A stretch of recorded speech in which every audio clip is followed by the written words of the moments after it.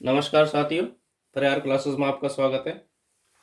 हम भौतिक भूगोल को देख रहे हैं, जिसमें आज ज्वालामुखी को देखेंगे। चलिए शुरू करते हैं। ज्वालामुखी पृथ्वी पर होने वाली एक आकस्मिक घटना है, जिसमें भूपटल पर अचानक विस्फोट होता है, जिसके द्वारा लावा, गैस, धुआं, राख, कंकड़, पत्थर आदि बाहर निकलते हैं। ज्वालामुखी क्रिया यानी कि वोल्केनिज्म ज्वालामुखी क्रिया के द्वारा पृथ्वी के आंतरिक भाग से बाह्य भाग की ओर ऊर्जा का स्थानांतरण होता है और गर्म तप्त पिघली हुई चट्टानें मैग्मा कहा जाता है। मैग्मा चूंकि अपनी समीपवर्ती ठोस चट्टानों से हल्का एवं कम घनत्व वाला होता है, फलतः वह ऊपर की ओर स्थल मंडल की तरफ उठता है। जब यह पृथ्वी की सतह फोड़कर बाहर निकलता है तो इस मैग्मा को लावा कहा जाता है। तो मैग्मा और लावा में अंतर समझना है। मैग्मा जब तक पृथ्वी के वे अंदर रहेगा तब तक, और जैसे ही वो बाहर आ जाएगा उसे लावा कहेंगे। गाढ़े मैग्मा या लावा में सिलिका की मात्रा अधिक होती है। इसे अम्लीय लावा या एसिडिक लावा कहते हैं, जो गाढ़ा होगा। जबकि पतले लावा में सिलिका की मात्रा कम होती है और इसे क्षारीय लावा कहते हैं। पृथ्वी सतह पर जहां भी मैग्मा का उद्गार होता है यानी कि बाहर निकलता है, उसे ही ज्वालामुखी कहा जाता है। भूपटल को फोड़कर मैग्मा, शैल, चूर्ण, धुआं, राख, वाष्प एवं गैसों के बाहर निकलने की क्रिया को ही ज्वालामुखी क्रिया कहा जाता है। सॉरी। तो हमें अंतर समझना होगा। ज्वालामुखी क्रिया यानी कि जो निकल रहा है, निकलने की क्रिया को कहेंगे, और ज्वालामुखी जहां से वह मैग्मा बाहर निकला। ज्वालामुखी एक शंक्वाकार पर्वत, जिसमें भूगर्भ से नली द्वारा उष्ण वाष्प, गैसें, लावा तथा अन्य चट्टानी पदार्थों का प्रवाह धरातल पर होता है। ज्वालामुखी का तात्पर्य केवल एक छिद्र या दरार से है, जिसके द्वारा भूगर्भ से लावा, गैस, वाष्प या राख आदि पदार्थ समय समय पर बाहर निकलते रहते हैं। ज्वालामुखी उद्गार की नली को ज्वालामुखी नली और छिद्र या मुख को ज्वालामुखी या क्रेटर कहा जाता है। वो ऊपर जो छिद्र होगा उसे क्रेटर कहेंगे। अब ज्वालामुखी का हम कारण देखते हैं कि ज्वालामुखी होते क्यों है या फूटते क्यों है। ज्वालामुखी के कारण, पहला कारण है पृथ्वी के आंतरिक भाग में मौजूद गैसें, तरल लावा एवं पृथ्वी की हलचल और मैग्मा पर गैसों एवं वाष्प का दबाव पड़ने से वे फैलती हैं और लावा को ऊपर की ओर फेंकती हैं। उद्गार के समय जल, वाष्प और राख से के साथ निकलता है। भूमिगत जल से वाष्प बनती है, जिससे गैसें फैलती हैं और गैसों के कारण ज्वालामुखी का उद्भेदन यानी कि ज्वालामुखी फूटता है। भूतापीय एवं रासायनिक प्रक्रियाओं तथा एवं विघटनात्मकता के कारण पृथ्वी के गर्भ में ऊष्मा की उत्पत्ति होती है, जिससे भूगर्भ के पदार्थों का आयतन बढ़ जाता है। क्योंकि किसी भी चीज का या किसी भी पदार्थ में ऊष्मा बढ़ाने पर उसके आयतन में वृद्धि होती है और वे बाहर की ओर निकलने के लिए प्रयत्नशील रहते हैं।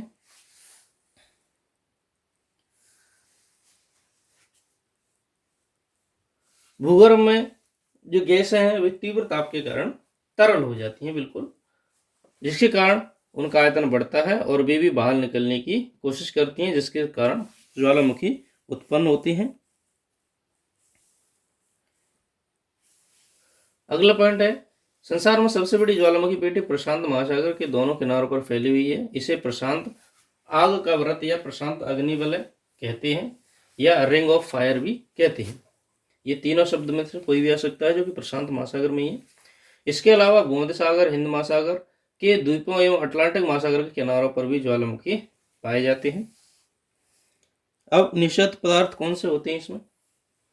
ज्वालामुखी के दौरान निकलने वाले पदार्थों में वाष्प, गैस, महीन राख, धूल के कण, लावा और लावा से बनी चट्टानों के टुकड़े, नुकीले टुकड़े निकलते हैं। विस्फोटक गैसों में सबसे प्रधान भाप ही होती है, यानी कि भाप के द्वारा ही सबसे बड़ा विस्फोट होता है। इसके अलावा इसमें hydrochloric acid, ammonium chloride, sulphur dioxide, hydrogen sulphide, hydrogen तथा कार्बन डाइऑक्साइड निकलती है। सामान्यतः ज्वालामुखी एक छिद्र के रूप में प्रारंभ होता है और इस छिद्र से ही विभिन्न द्रव, गैस एवं ठोस बाहर निकलती हैं। इसको प्राय नली कहा जाता है। ये सभी हम देख चुके हैं। आगे चलते हैं। इसका आकार कीप जैसा होता है। वेवर कुछ समय बाद झील में बदल जाती है, यानी कि जो उसका मुंह होता है, क्रेटर होता है, वो धीरे धीरे बंद हो जाते हैं, क्योंकि कई कई ज्वालामुखी जलने के बाद फिर वे हमेशा के लिए बंद हो जाते हैं और उनमें बारिश का पानी भर जाता है और उन्हें ही वेवर कहा जाता है या क्रेटर झील कहा जाता है। महाराष्ट्र की लोनार झील इसी झील का उदाहरण है। उद्भेदन के समय ज्वालामुखी से निकला हुआ पदार्थ मुख्य रूप से मुख के आसपास जमा होता है, ज्वालामुखी पर्वत का निर्माण कर देते हैं। यानी कि जैसे हम देखें तो ये कोई पर्वत है और यहां से ज्वालामुखी फूटा। अब क्या होगा, यहां से जमा हुआ पदार्थ, जो निकला हुआ पदार्थ लावा, वो यहीं पर जमेगा।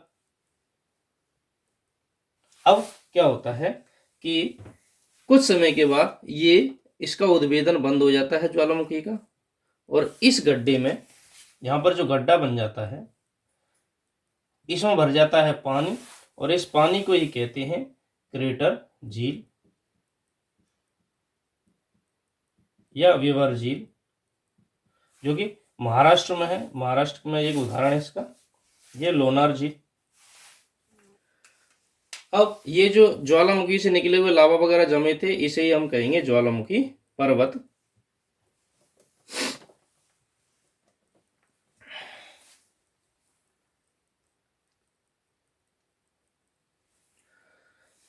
ज्वालामुखी द्वीप भी इसी से बनते हैं। ज्वालामुखी उद्गार के समय समुद्र के भीतर होता है, तो इससे निकला हुआ लावा, राख व शैलचूर्ण समुद्र के तले में जमकर कठोर हो जाते हैं और निरंतर निक्षेप के शंकु समुद्र तल के ऊपर और द्वीप का रूप धारण कर लेते हैं, जैसे प्रशांत महासागर में हवाई द्वीप, एलिशियन द्वीप और जापान के अनेक द्वीप इसी के अलावा जो ज्वालामुखी द्वीप उसके उदाहरण है। ज्वालामुखी के मैदान ये भी निचले क्षेत्रों में ही बनेंगे। सॉरी, ज्वालामुखी से उद्गार के समय निकली राख निकटवर्ती क्षेत्रों में निचले भागों में जमा हो जाती है, जिसके ऊंची नीची भूमि समतल हो जाती है। इटली में विसुवियस ज्वालामुखी से निकली राख से नेपल्स नगर के निकट निर्मित उपजाऊ मैदान इसी का उदाहरण है, इटली में। अब हॉटस्पॉट सिद्धांत क्या है? हॉटस्पॉट सिद्धांत का प्रतिपादन कनाडा के भूगोल विज्ञानी टूजो विल्सन ने किया था। विल्सन के अनुसार हवाई द्वीप में दीर्घ काल से ही हो रही ज्वालामुखी क्रिया के कारण प्लेट के नीचे हॉटस्पॉट की स्थिति है। इन्हीं हॉटस्पॉट से होकर आने वाली अत्यधिक ताप ऊर्जा ज्वालामुखी क्रिया को पोषित करती है। विल्सन के अनुसार द्वीपों की श्रृंखला का कारण प्रशांत प्लेट का अनुपटल में एक स्थित हॉटस्पॉट पर होने वाला संचलन है। इस हॉटस्पॉट की स्थिति वर्तमान में हवाई द्वीप के ठीक नीचे बताई जाती है। अब देखते हैं ज्वालामुखी उद्भेदन के प्रकार। पहला होगा विस्फोटक या केंद्रीय उद्भेदन और दूसरा होगा अपस्थायी या शांत उद्भेदन, जिसमें सबसे पहले हम देखेंगे दरारी उद्भेदन, जो कि दरार से होगा। अपस्थायी या शांत उद्भेदन भूगर्भिक हलचलों की भूप्रवृत्ति दरारी शैलों में पड़ जाती हैं। इन्हीं दरारों से जब लावा बाहर निकलता है तो धरातल पर प्रभावित होता है। ऐसे उद्भेदन को अपस्थायी या विदरी या शांत उद्भेदन कहते हैं। दक्षिणी भारत का लावा का प्रदेश पूरा लावा पठार, संयुक्त राज्य अमेरिका का स्नैक नदी का प्रदेश ऐसे ही उद्भेदन का उदाहरण है। निश्रित या दरारी उद्भेदन में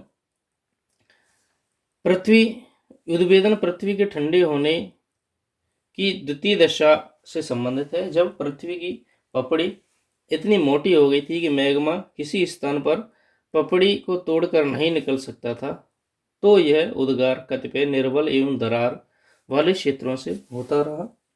उद्भेदनों की भीषणता नहीं थी, अतः इन्हें शांत उद्भेदन भी कहा जाता है, जैसे कि समोआ, हवाई, आइसलैंड के ज्वालामुखी इसी वर्ग में आते हैं।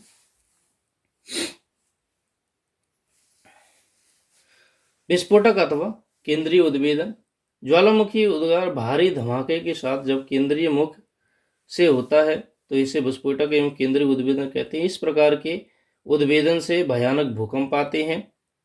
सिसिली का एटना, जापान का फ्यूजियामा और इटली का विशुवियस इसी के सबसे बेस्ट उदाहरण हैं। ये प्रकार दिए गए हैं, किस प्रकार से उदाहरण होते हैं। हवाई तुल्य ज्वालामुखी ऐसे फटती हैं, धीरे धीरे धीरे करके परत जमती जाती हैं। स्ट्रोम्बोली फटता हुआ विस्फोट करता है। वॉल्केनो तुल्य ज्वालामुखी ये चित्र है, और पीलियन तुल्य ज्वालामुखी वहीं के भी फटता हुआ गिरता रहता है।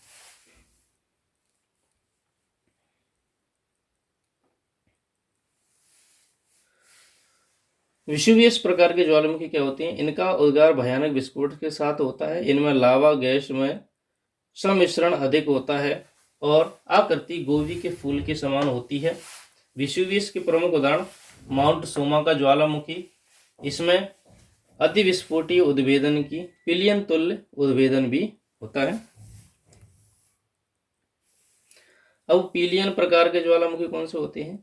विश्व में सर्वाधिक शक्तिशाली विस्फोट ऐसे ही होते हैं, उद्गार से होता है।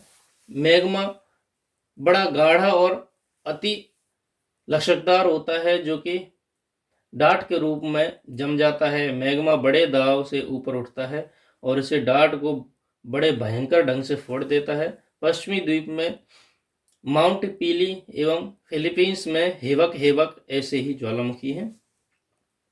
हवाई प्रकार के ज्वालामुखी, इन उद्भेदन बिना किसी विस्फोट के शांतिपूर्ण होता है। पतला लावा होता है, तरल होता है, एवं जो कि विस्तृत क्षेत्र में फैल जाता है। लावा बिंदुओं से निर्मित लाल धागों के रूप में पतले एवं लावा के पिंडों को वायु उठा ले जाती है और वहां के निवासी इसे पीली देवी के सिर के बाल की उपमा देते हैं। ज्वालामुखी गैस एक मात्रा धीरे धीरे निकलती है। हवाई द्वीप की ज्वालामुखी मोनालोआ एवं कलुआ जैसे लावा की ऐसी फुहार निकलती हैं, अतः इन्हें हवाई प्रकार की ज्वालामुखी कहा जाता है। वॉल्केनो प्रकार के ज्वालामुखी, इनमें बहुत लहरदार लावा बाहर निकलता है। उद्भेदन मध्य लावा के धक्के बन जाते हैं। इस प्रकार के उद्भेदन शैलों के पिंड की ढेरी बाहर फेंकी जाती है। गैसें भी बाहर निकलती हैं, परंतु स्ट्रोम्बोली जैसी प्रकार की पुंज प्रज्वलित नहीं होती हैं। ये भी गोभी के फूल की जैसी आकृति होती है। स्ट्रोम्बोली क्या है? स्ट्रोम्बोली जब इस ज्वालामुखी में उद्भेदन समय समय पर होता है। इसमें लावा कम तरल होता है। लावा के कण हवा में उठकर बम तथा विखंडित पदार्थ बन जाते हैं। भूमध्य सागर का सिसिली द्वीप के ऊपर स्थित लिपारी द्वीप में स्ट्रोम्बोली ज्वालामुखी उद्भेदन के निरंतर लावा एवं गैस निकलते रहने के कारण इसे भूमध्य सागर का प्रकाश गृह भी कहा जाता है। तो स्ट्रोम्बोली को कहेंगे भूमध्य सागर का प्रकाश गृह, ये इंपॉर्टेंट है। अब देखते हैं सक्रिय ज्वालामुखी कौन कौन से। ऐसे ज्वालामुखी जिनके मुख से हमेशा लावा बाहर निकलता रहता है, जैसे इटली का एटना, स्ट्रोम्बोली, अर्जेंटीना चिली का ओजस डेल सलादो। प्रसुप्त ज्वालामुखी जो कि दीर्घ काल से शांत है, शांत रहने के कारण अकस्मात किसी समय सक्रिय हो जाता है, जैसे कि विशुवियस, फ्यूजियामा और किलिमंजारो। यानी कि बहुत दिनों से शांत तो हैं, लेकिन किसी भी समय ये उद्गार हो जाते हैं या किसी भी समय हो सकते हैं। ये प्रसुप्त ज्वालामुखी हैं, डोरमेंट हैं। अगला है मृत ज्वालामुखी। मृत ज्वालामुखी में जो कि पहले सक्रिय थे किंतु आज पूर्णतः शांत हो चुके हैं, जैसे कलुआ, मोनालोआ हवाई द्वीप पर है, रोवा सुमात्रा में है, पोपा म्यांमार में है और चिम्बाराजो इक्वाडोर में है। अब ज्वालामुखी से बने स्थल कौन कौन से स्थल बनते हैं देखिए। इसमें शंकु प्रमुख होता है। देखिए किस प्रकार बन रहे हैं। इसमें पहली कंडीशन ये है, इसमें ये क्रेटर है, इसे डाइक कहते हैं, खड़ी जो रोड के समान हो जाती है। फिर जो नली के द्वारा यहाँ पर उद्भेदन होता है, इसे उपनली कहते हैं, और ऊपर की उठे हुए इन्हें पैरासाइट कहते हैं, और इधर की ओर जो उन्हें परपोषित शंकु कहते हैं। यानी कि दूसरे ज्वालामुखी में से निकली हुई नाली के द्वारा अन्य ज्वालामुखी फूटते हैं, उन्हें परपोषित ज्वालामुखी कहते हैं। आगे देखिए, ये जो ढाल बन जाते हैं इन्हें मंद ढाल कहते हैं, जेंटल स्लोप कहते हैं। ये नीचे ये क्षारीय है। ज्वालामुखी प्लग कहते हैं, समुद्र के नीचे बनते हैं, छोटा सा जो द्वीप समान बन जाते हैं इधर उधर, यही ज्वालामुखी प्लग कहलाते हैं।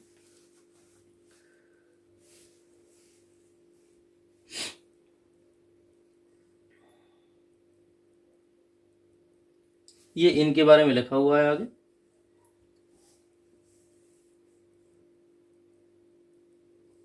अब ज्वालामुखी का वितरण देखते हैं हम। प्रमुख 7 क्षेत्र हैं विश्व में, जिसमें पहला है परिप्रशांत क्षेत्र। परिप्रशांत पेटी यानी कि प्रशांत महासागर के चारों तरफ की पेटी। यह पेटी प्रशांत महासागर की चतुर्दिश यानी कि चारों दिशाओं में दक्षिणी अमेरिका के एंडीज पर्वत श्रृंखला से प्रारंभ होकर मध्य अमेरिका, मैक्सिको, पश्चिमी संयुक्त अमेरिका, अलास्का से होती हुई एल्यूशियन द्वीप तक पहुंचती है। यह पेटी ये पेटी एशिया महाद्वीप में चमचटका प्राद्वीप तथा क्यूराइल्स द्वीप समूह से होती हुई जापान, फिलीपींस, सेलेबीज, न्यूगिनी, सोलोमन द्वीप एवं अंत न्यूजीलैंड पहुंचकर समाप्त हो जाती है। इस पेटी में विश्व के लगभग 2/3 ज्वालामुखी यानी कि सबसे ज्यादा ज्वालामुखी परिप्रशांत पेटी में ही पाई जाती है। दूसरी है प्रशांत महासागर में विस्तृत ज्वालामुखी क्षेत्र। इसके अंतर्गत हवाई द्वीप, जुआन फर्नांडीज द्वीप आदि शामिल है। ये क्षेत्र प्रशांत महासागर के मध्य में स्थित है, जो कि प्लेटों के भीतर का भाग है, भीतरी भाग है।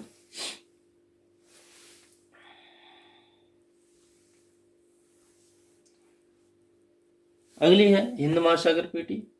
इस पेटी में जावा, सुमात्रा और बाली द्वीप शामिल हैं।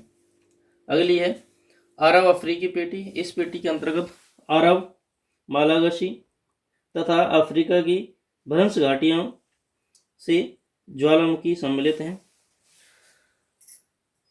भूमध्य सागरीय पेटी। इसमें भूमध्य सागर की तटीय क्षेत्र शामिल है। यूरेशिया में अरारत पर्वत, इटली का सिसिली, अटलांटिक महासागर जो के ओजोर्स और कनारी द्वीप की ज्वालामुखी इसी पेटी में शामिल है।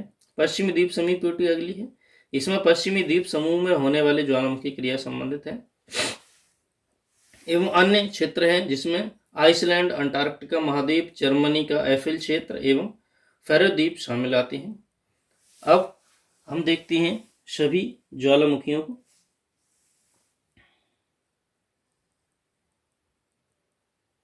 ये पूरी लिस्ट है हमारी ज्वालामुखियों की, तो देखिए।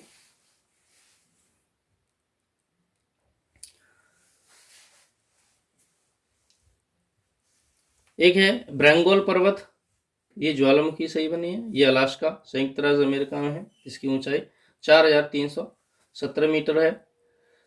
मोना लोआ वही हवाई में संयुक्त राज्य अमेरिका।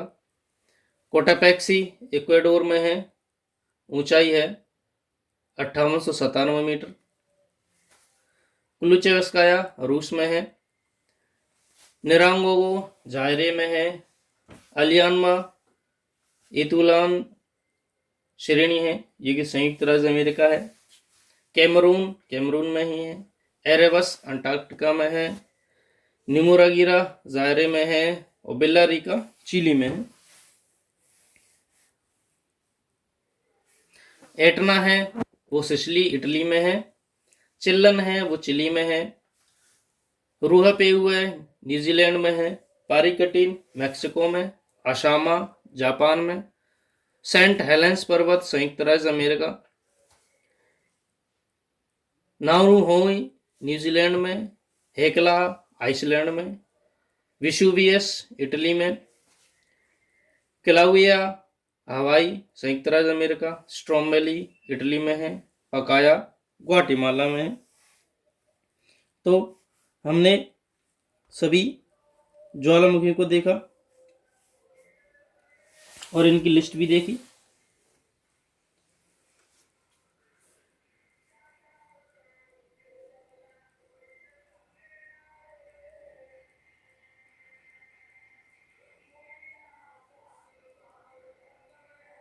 ये कुछ सक्रिय ज्वालामुखी हैं। जिनमें हम देखते हैं कि 2015 में ज्वालामुखी सक्रिय हो गए थे। एक तो माउंट सिनामुंग है जो इंडोनेशिया में है, दूसरा माउंट रोंग्स है जो कि इंडोनेशिया में है, उविनाश है जो पेरू में है, कोलिमा है मैक्सिको में, और तुरियाल्वा है कोस्टारिका में, और बिल्ला रिका है चिली में। तो आज हमने सभी ज्वालामुखी को देखा और ज्वालामुखी पर्वतों को देखा। वीडियो को अंत तक देखने के लिए धन्यवाद। Thank you.